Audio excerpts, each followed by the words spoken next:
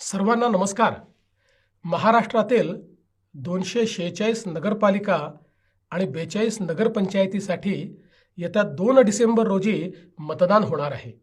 आपल्या नगरपालिका क्षेत्रातून नगराध्यक्ष पदासाठी भाजपाच्या उमेदवार सौभाग्यवती प्रांजल अमित चिंतामणी रिंगणात आहेत.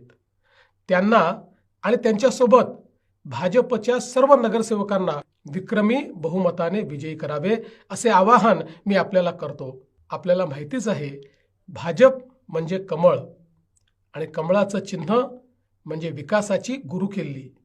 माननीय पंतप्रधान नरेंद्र मोदीजी यांच्या नेतृत्वात भारताने शहर विकासाचे एक मोठे स्वप्न पाहिले आणि त्या दिशेने वाटचाल सुरू केली. अमृतसारख्या अभियानातून आज अनेक शहरांचे चित्र झपाट्याने पलटत आहे.